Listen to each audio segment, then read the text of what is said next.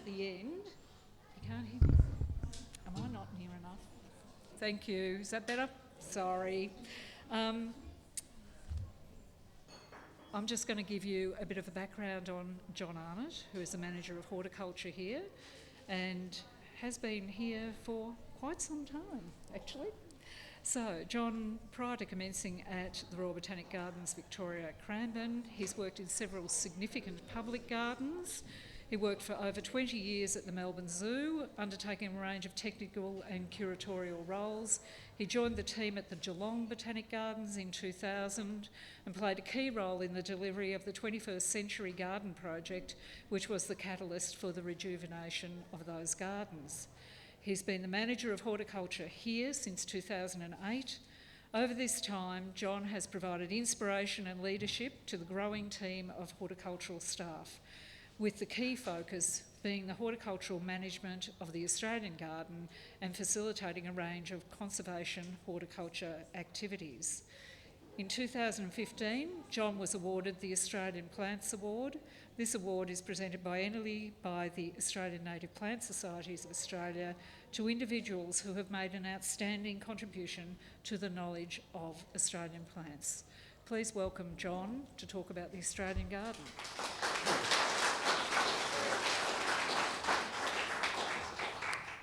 Thanks, Erin. Let me just get this right. This presentation is the bookend, and Kate, where's Kate? That was fantastic. That was just Oh,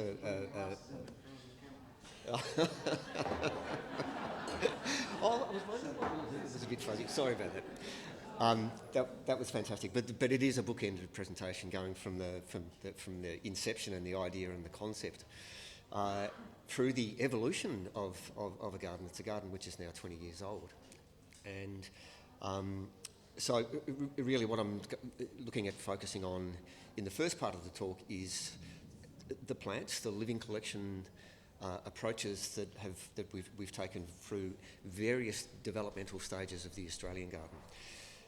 And some of the influences that might have shifted some of the original thinking. 20 years ago, 25 years ago, climate change was a thing, but I'm not sure the botanic gardens were responding in terms of climate preparedness. So, I mean, there's always a level of resilience built into the Australian garden, and Paul selected things based on drought-proof, so it was happening by default, but not overtly. So there's some overt shifts to start to play in that space, and some overt shifts which are about the role of botanic gardens generally, but the role of botanic gardens specifically here in supporting conservation horticulture. So there's been an emergence of, it's the evolution of the idea. Here we go. So the developmental stages were just so beautifully articulated by Kate previous to this. Stage 1 and Stage 2. And this is an image which was just before Stage 2 opened of Paul Thompson. You can see Jill Burness in there, a much younger John Arnott and Paul Thompson, I must say. And that was, we had a big staff planting day. But Stage 1 and Stage 2, I think the term co-curated was the appropriate term with respect to the living collections and the plant selection and the process of establishing a garden from scratch. And that was it was a collaborative process, highly collaborative process between Paul Thompson, the plant designer, and us as the client. So that the concept that the original plant schedule, the original planting, was in effect a co-curated process. It was a highly collaborative process. As Kate mentioned, this, and we'll come back to this in a few minutes. But there are two really distinct horticultural styles or landscape styles or influences which are in play with the Australian garden. There's that trying to capture the beauty and the diversity of the flora, those abstracted landscapes where Australian plants come from in nature. And as Kate was mentioned, the gardens of ideas, the gardens of display gardens, exhibition gardens, instructing, inspiring people to garden with Australian plants. Two very different horticultural approaches, landscape approaches, and bring very different living collection opportunities. That gets expressed with the nature gardens, those abstractions that Kate was referring to of the landscapes that support the Australian flora, the beauty, the diversity, the essence of the landscapes and the flora that support our unique flora, and then these culture gardens, these gardens which are overtly about gardening with Australian plants. Very different horticultural techniques with very different focus. So the stage, and I'm sort of paraphrasing a little bit some of what Kate was talking about, but plant design was a highly collaborative process between Paul and the horticulture team here at the Gardens, driven by a number of those things that Kate was mentioning earlier, sort of a landscape intent, a design intent, the landscape narrative or narratives, the storylines that sit behind the plant selection. I can always remember Paul Thompson saying that this is narrative-driven plant selection. So plants that have been selected because they're articulating or reflecting a particular theme or a particular design narrative which is embedded into the garden. Even the character of the individual garden precincts is something which informs plant selection. It's a little bit different to the traditional botanic garden model, where the plants aren't necessarily a means in themselves, they're a means to an end. The plants often are the last things that get considered, not the very first thing that gets considered. A different approach. Plants are selected because they're going to reflect a particular idea, a particular concept, a particular look and feel, or for a particular purpose. So purpose-driven collections. There are about 1,700 plants, about 2,000 taxa associated with stage 1 and stage 2 design. We spent a lot of time downloading information and documented the planting intent with Paul Thompson. So there were these walks around the Australian garden after we'd finished planting a particular area.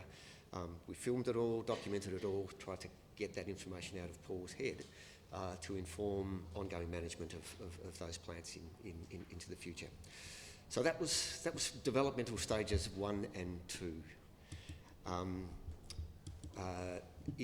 Post 2002, the gardens, the Australian garden entered into a new phase, and that was of landscape establishment, plant establishment, understanding what was working, what wasn't working, understanding how visitors were using the garden, how the plants were performing, and when a garden is opened, it really just triggers the start of a process. It's day one in many respects. The idea that you open a garden and somehow it's completed is just a folly. So we got to 2012, and then the next phase in the development of the garden was this establishment phase. And we needed some planning tools in order to be able to guide this next phase. And what we did as a management group, the staff here at the Botanic Gardens kind of divided the Australian garden into 21 logical precincts or different garden rooms, and then went through a process of documenting objectives for each of those garden rooms, capturing the Paul Thompson TCL design, narrative, intent, look and feel, setting some landscape objectives, setting some visitor use objectives, some infrastructure, some interpretive objectives, and of course horticultural and living collection objectives alongside environmental and scientific objectives.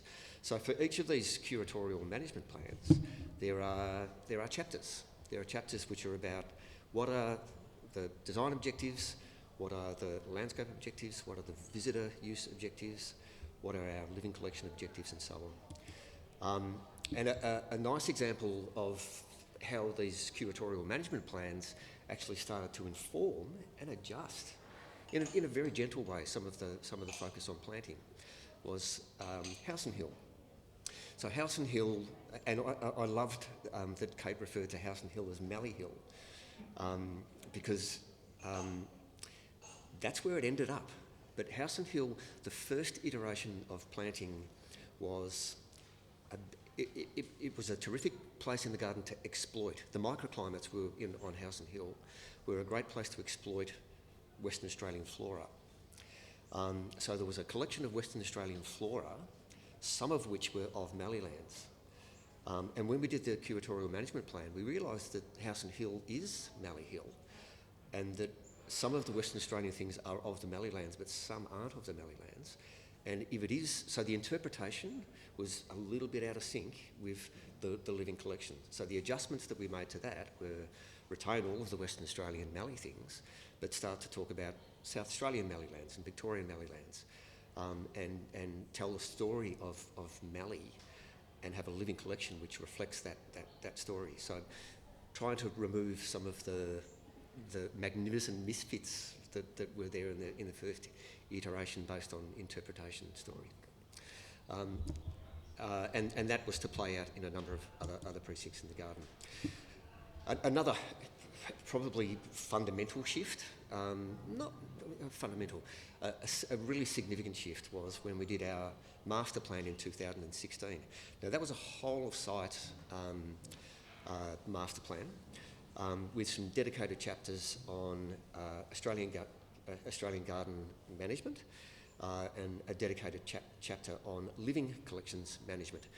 And the master plan introduced at a higher level or a more conscious level the idea of climate preparedness and the idea of the role of botanic gardens in conservation horticulture. So there was almost some philosophical shifts in the process of doing the strategic plan and the master plan, which we wanted to explore the opportunities to see how they might get reflected in the Australian garden. So in terms of living collection categories, the Australian garden is like any other botanic garden. There are different groups or categories of living collections that make sense in a garden like this. So cultural and ornamental collections, taxonomic collections, a particular group of plants, ecological collections, geographic conservation, and the last one is evolutionary collections.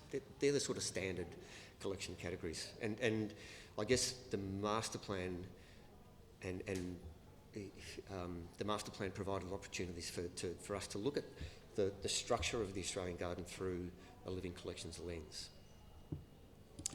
A big driver, and not the only driver by any means, but a big driver, and one of the perhaps biggest shifts in planting focus has been is embedded into this statement. The master plan said, let's increase the number of threatened Victorian flora in the living collection and look to establish conservation holdings where appropriate.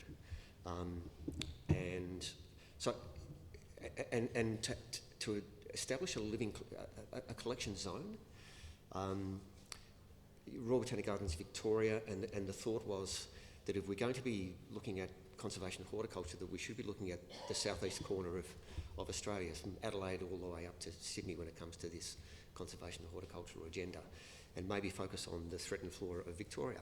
1/3 of plant species in Victoria are afforded with some level of conservation significance. So there's plenty of interesting plants to work with, and indeed a perhaps even fundamental need. We went back to this, nature, culture, and it really became clear that for this conservation horticulture, plant ecology, plant conservation, plant geography, plant distribution agenda, that what were the garden rooms, what were the precincts in the Australian garden where that made sense and sort of keyed into the overall TCL philosophy and design. And it was really the areas like the Eucalyptus Walk, the Gondwana Garden, and House and Hill are the areas where these nature-based collections were always there, and they were the obvious places for us to be looking at introducing this conservation horticultural agenda into, at the same time as keeping all of that intent, all of that stuff that we learned from Paul Thompson and TCL in the design process, and honour that in perpetuity.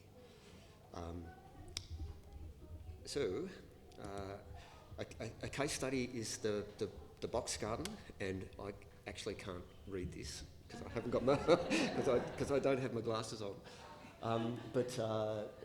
Paul Thompson in those walkarounds, it was the original intent showcased the unique rock patination through utilising plants that would reasonably occupy rocky crevices and that ecological niche in nature. Plants in rocks, celebrating the trees. There were low, shrubby, highly foliferous, low shrub mass, lots of species diversity, and planting in drifts. So that was the planting intent that we've honoured in perpetuity. And this is the Grampians in here. And when it came to looking at the Victorian flora and opportunities to honour that plant rock alpine garden almost association, we looked at the Grampians as the collecting area for that. 1/3 of Victoria's plant biodiversity occurs in the one reserve. The Grampians, it's referred to as Victoria's garden, and full of low, pretty, floriferous shrubs that absolutely maintain the look and feel of the garden in perpetuity, but introduces plant ecology, plant conservation, and some other layers beyond perhaps ornamentation.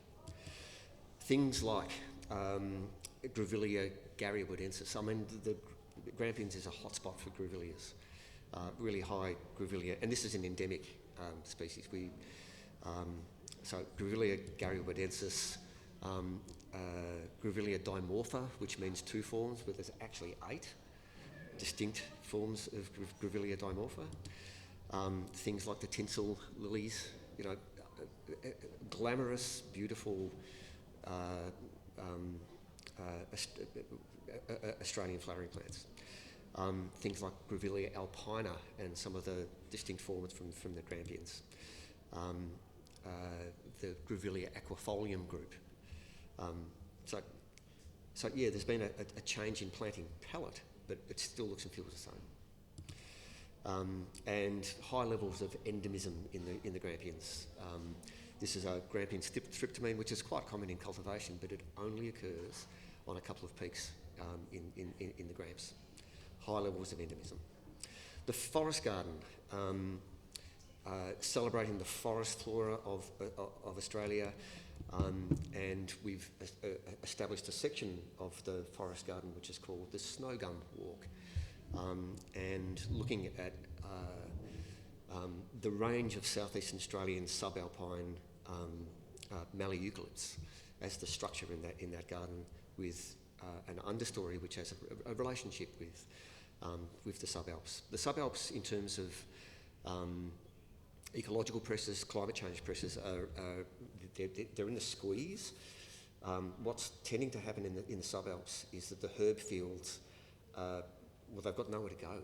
They can't go any higher up the mountain. They're already at their ecological niche peak, and these herb fields are starting to be taken over by woody plants. So the woody layer is getting higher and higher and higher. So lots and lots of plants in the Victorian flora that come from the subalps that have got conservation significance because of this shifting climate. So that was an obvious focus for us. And again, beautiful associated subshrubs and plants in what Paul would refer to as the ground plane. Shrub mass, some beautiful Pomaderus. Ironbark garden, I'll move through quickly, but same story. Ironbark, incredibly important timber, had an association with quartz, had an association with gold, was picked over, and ironbark and box ironbark ecosystems in Victoria are highly fragmented with a disproportionate number of threatened species. So we've looked at collecting in areas of Victoria that are ironbark associated. There's only 2 species of ironbarks in the Victorian flora, but the diversity in the understory in ironbark forest is remarkable. So we've collected things like Grevillea stiglitziana, one population, Oleria panosa from the Ironbark Basin down at Point Addis, Tomaceas, gorgeous, just really, really beautiful things, but things with conservation significance. Another pommy, Gondwana Garden, as mentioned, the rainforest garden, and we were approached by James Cook University to join a collaboration of botanic gardens up and down the east coast of Australia in establishing ex situ holdings of plants from the cloud forests of far north Queensland. There's about 7 or 8 peaks that are all above 1,200 metres with huge levels of endemism, so things that only occur on 1 peak or 2 peaks, things like 2 species of Australian rhododendron occur on a handful of peaks in far north Queensland, so they're endemic, they occur nowhere else. And there's about 70 odd species that only occur on these mountain peaks. And we've established what's called a meta collection. So we've got holdings. We went into the field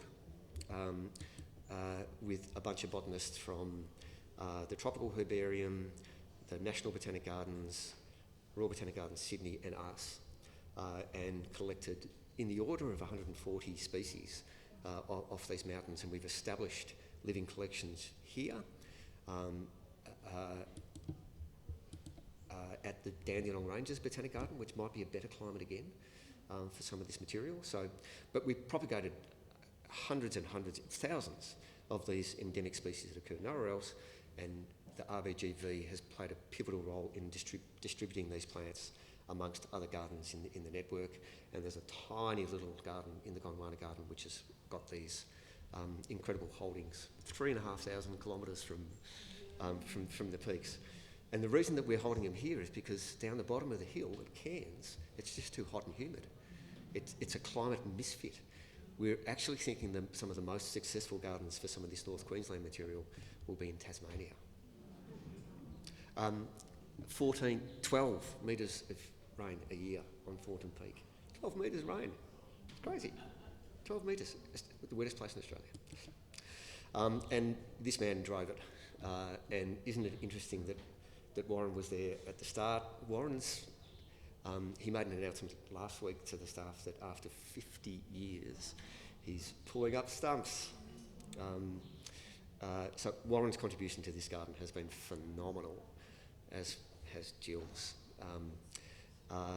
It has been phenomenal, but his contribution to, he would have done this, he did that.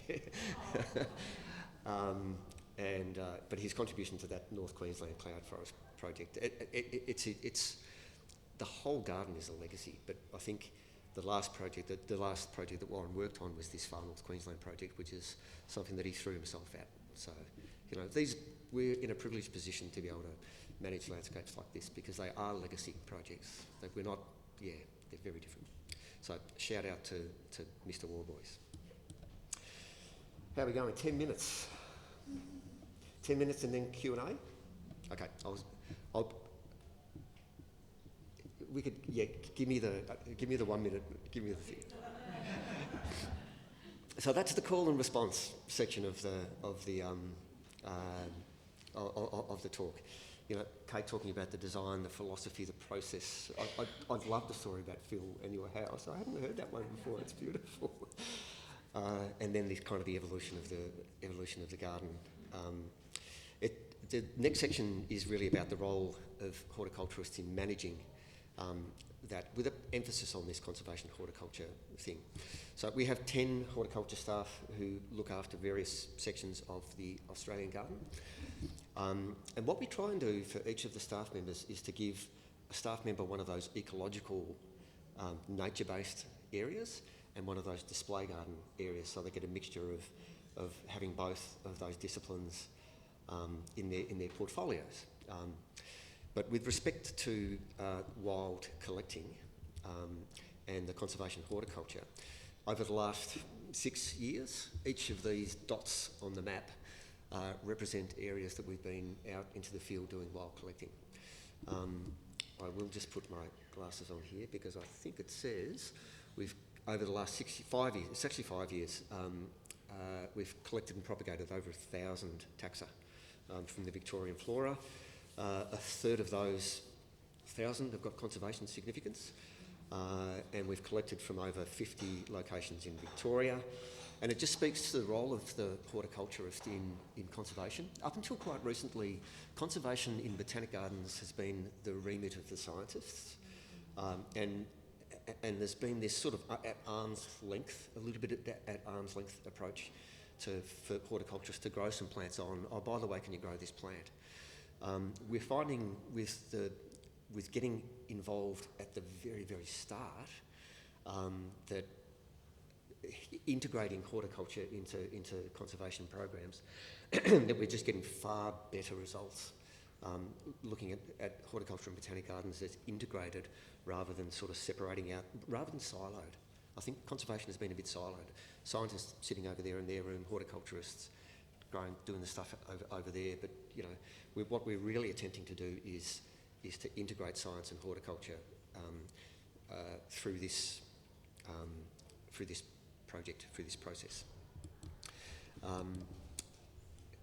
It was a lot of this shift. It was reflected in the master plan, but it's been driven by. So it's driven by strategy, fueled by passion, fueled by people. And the horticulture team here have just done the most remarkable job to go to 50 sites. A lot of that's been done in our own time, going out on weekends, going out on... It's quite extraordinary. This is the best team of horticulturists that I've ever worked with. Incredibly passionate and incredibly committed. But yeah, so the strategy was there in the master plan, but it's been delivered by an incredibly passionate group of people, so fueled by, you know, folks. Some of the trips have been quite remarkable. We needed to, one particular trip was rafting down the Snowy River to the Tulloch Ard Gorge. This is the propagation using the wild collect technique. Long days in the field, they're very long days. You get up early, have breakfast, get into the field, collect. In the evening, it's document, press, and process the cuttings. But incredibly rewarding, and we're getting some really great results. You know, over 1,000 taxa, wild collected with known provenance. The nursery is the engine room of Botanic Gardens operations, and we're really finding that we're getting some terrific results. The reason that we rafted down the Snowy was to collect Westringia cremnifila. Now, Westringia cremnifila, we found it. We found Westringia cremnifila 3/4 of the way up this cliff face.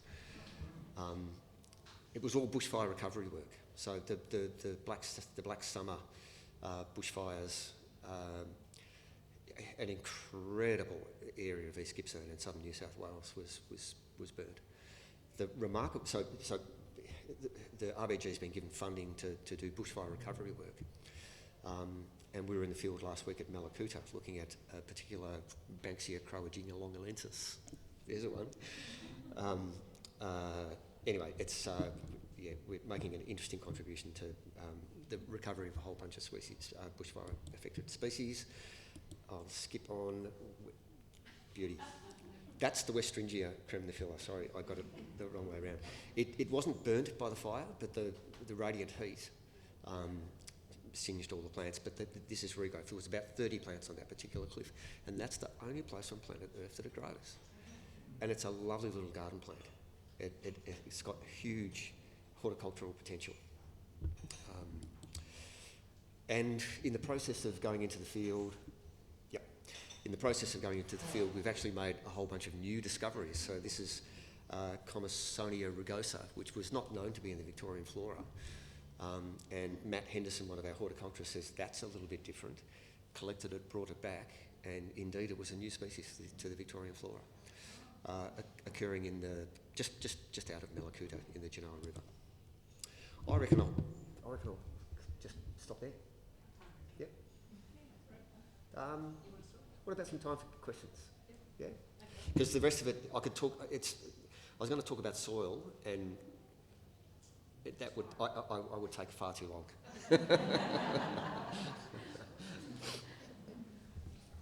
So I can stop this, maybe.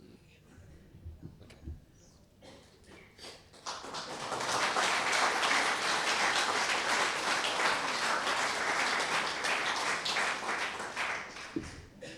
Thank you to John for another wonderful presentation.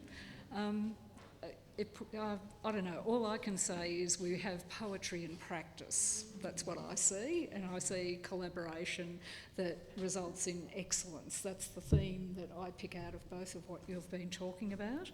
And isn't it amazing what people can create when they work well together? It's fabulous. So now you're going to get your chance to ask questions. We have a roving mic, so pop up your hand. We have two, in fact. So if you'd like to...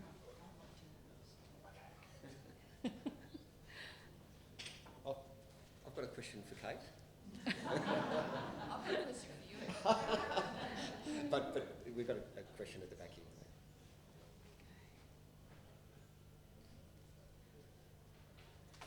And it's Jean, one of our GAs. Thank you, Jean. John, how did they know that they would... Did they go specifically to look for that grevillea on Yes. the cliff face? How did they know it was there? Old herbarium records. So when we go into collecting a particular area, we'll go to the Australia's virtual herbarium and have a look at the distribution of things. Right. And someone in the 1950s or 1970s saw that plant, documented it, and there's a herbarium specimen in the herbarium. So we went looking for it in the habitat that it's been seen in before. But that Comasonia, that was the Westringia. We went looking for the Westringia on that cliff because it was documented at Tullagard Gorge. That other one was just opportunistic.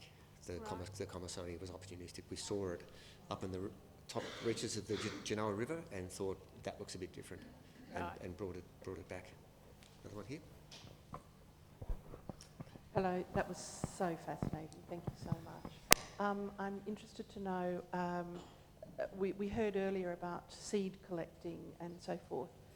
When you go out on these field trips, are you collecting seed at the same time? Yes, not just the little plants. A bit of both. Most of those dots on the map were at least half of them were with the RBGV plant sciences team who were collecting material for the Victorian Conservation Seed Bank. So we were piggybacking on the back of the plant sciences team looking for particular seed and helping them collect seed and doing all of that. So it's been a lovely collaboration. Yes, seed has been part of the focus, but we've established the living collection here mostly with vegetative material. So yeah, while we're out there, we see something. The best time to be in the bush is spring, because everything's in flower and you can identify it. The best time to collect seed is January and February, which is damn hot, yeah.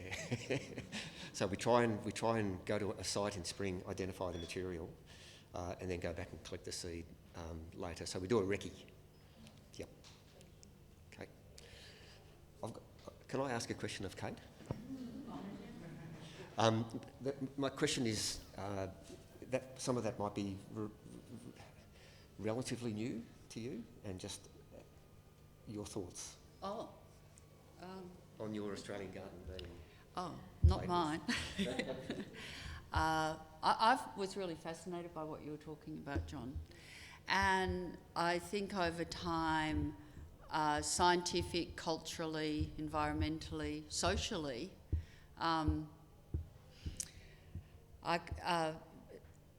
things that are potent and important bubble to the surface, and it's important to to reflect those in the garden.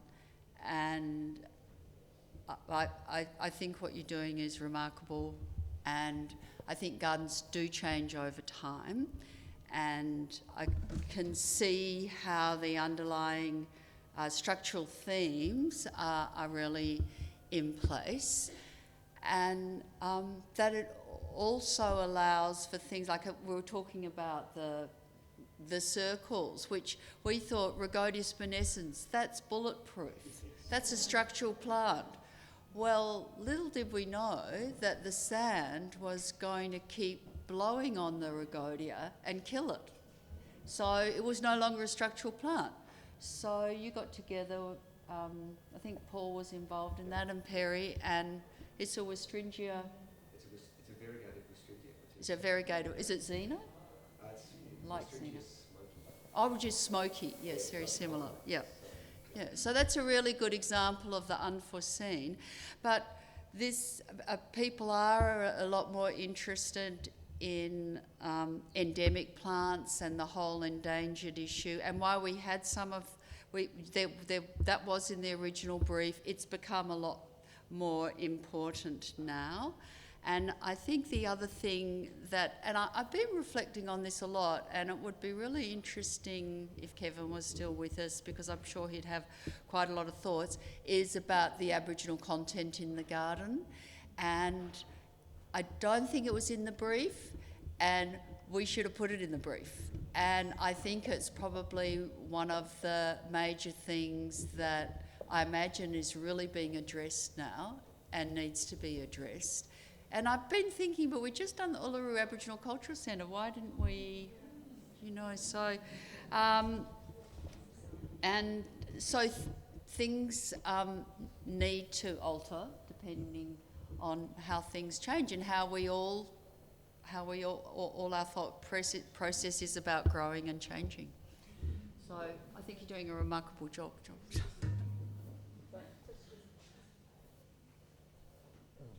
Look, as visiting guides, we've had a wonderful overview today of the background, the creation, and something about the current function of the gardens here.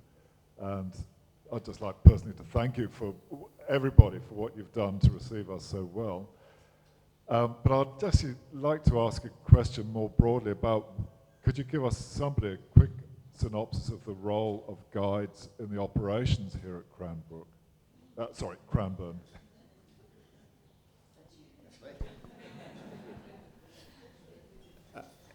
It's fundamental. I think one of our big challenges is telling our plant stories, communicating our messages.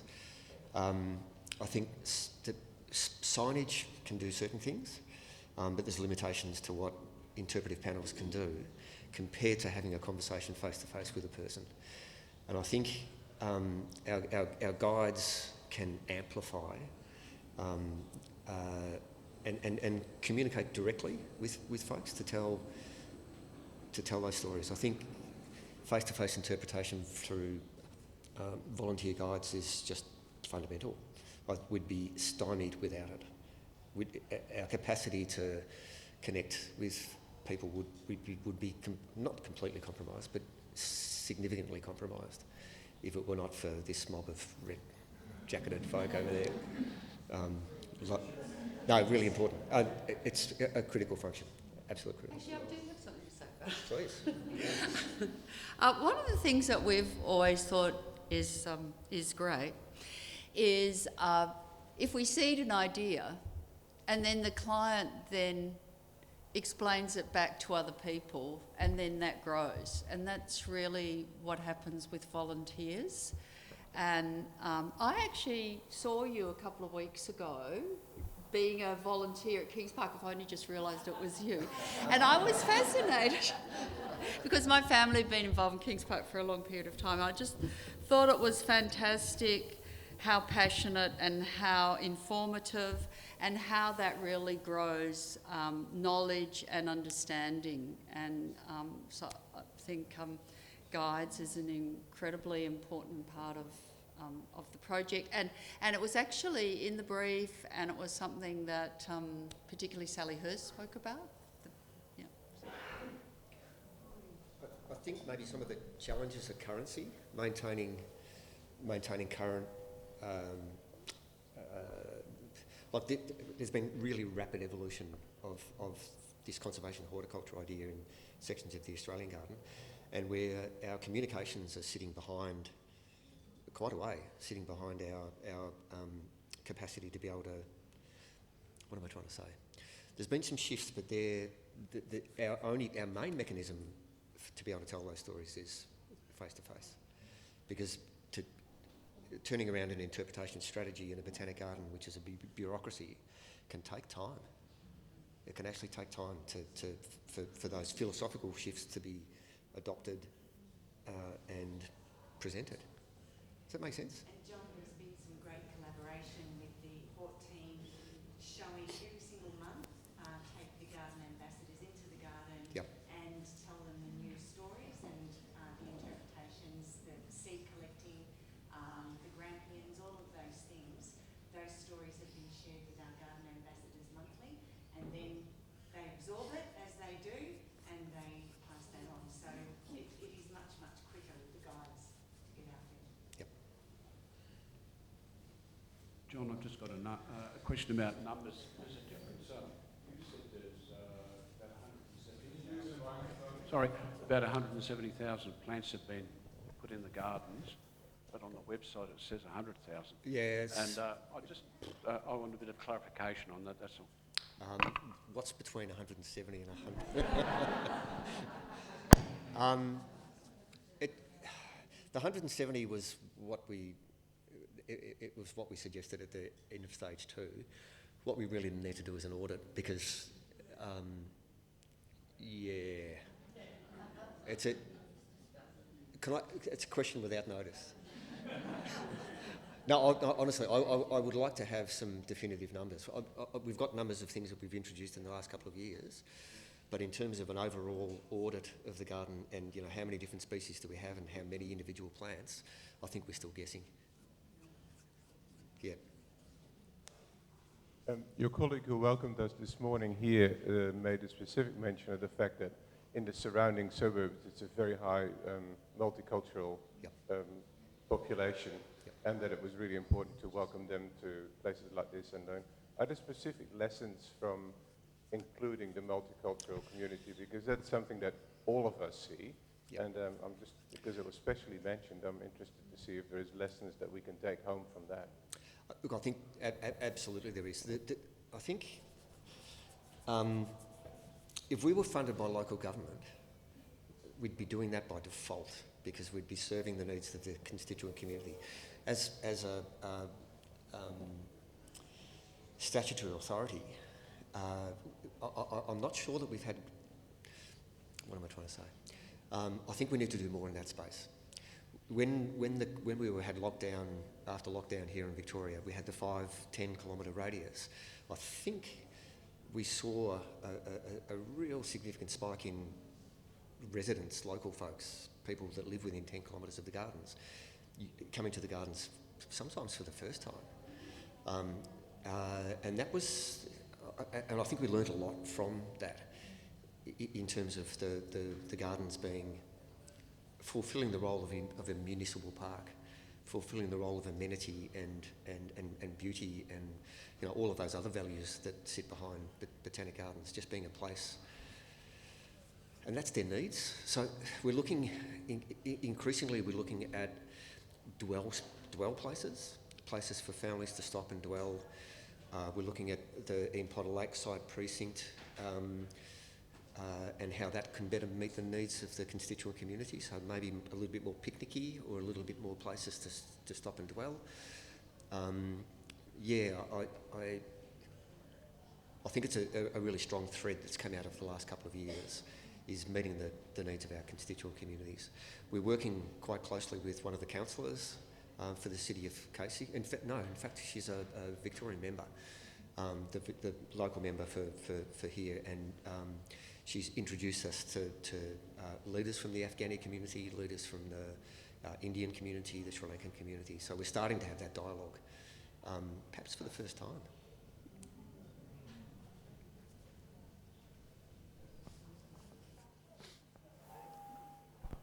Last Sunday we had a lot of visitors come in national costume. We had ladies in Chinese costume. We had monks. We had Sikhs. And we had a lot of people, and they were engaging. It was to do with the aged community. It was something to do with that. But they were all in their national costumes. It was just it's wonderful. beautiful. Yeah.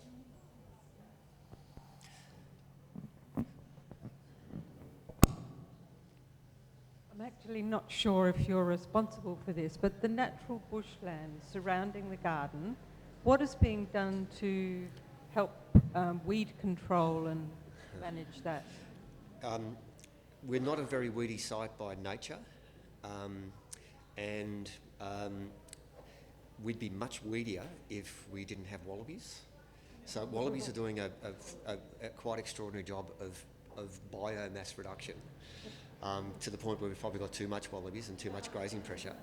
But yeah, typically not an incredibly weedy site. There's lots. There's a number of woody weeds, things like sallow wattle, that are big structural things and change the structure of these heathlands. But very few grassy weeds, and as Kate mentioned, everything that gets selected to go into the Australian garden is vetted for its capacity to move from the Australian garden into the bushland. But generally speaking, not a weedy site like a grassy plain or a woodland. But the wallabies are doing a pretty good job of keeping the weeds down.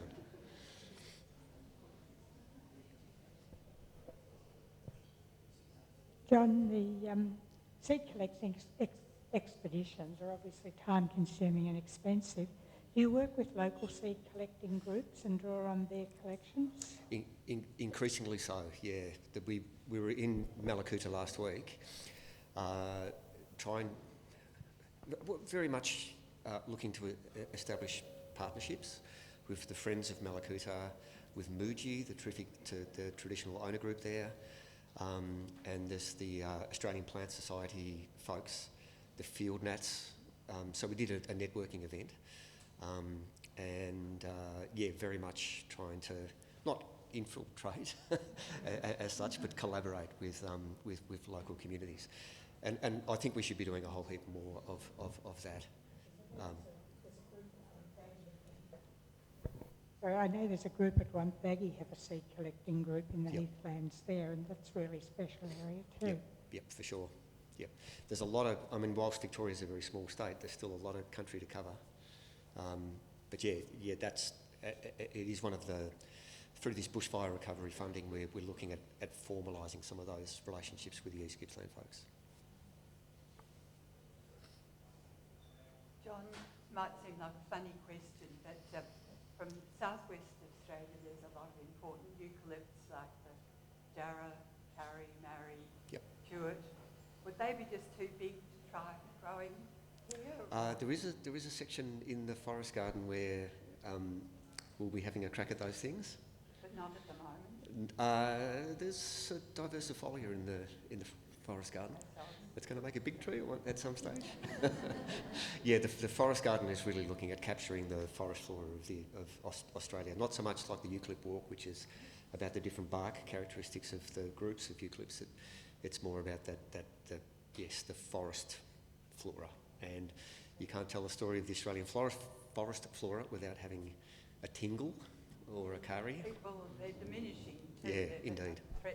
Indeed. Whether they grow or not is speculative, but we'll have a crack at it, yeah.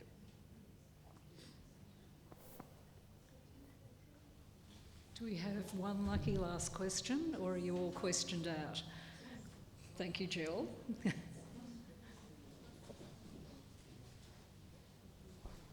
I've got a question for John. John, can you very briefly, quickly tell us about Care for the Rare and your connection to Begans in Victoria? Thanks, Jill. That's a real passion project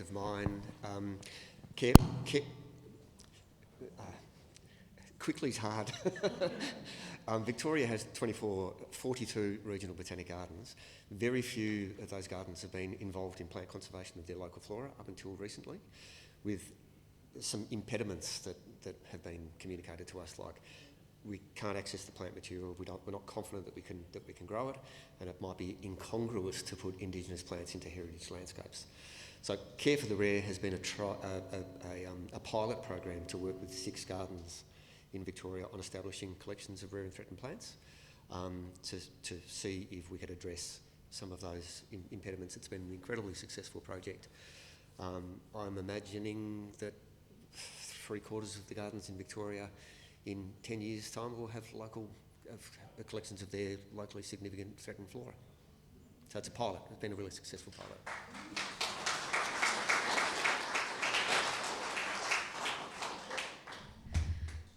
So thank you everyone for your attention, and I'd just like to say I hope you feel as though all the work Kate and her people did to establish this wonderful garden, people have actually taken it and run with it, really, because you've heard of lots of wonderful, wonderful projects and seen the way the garden's evolved. So I really like you to give a round of applause again to Kate and to John.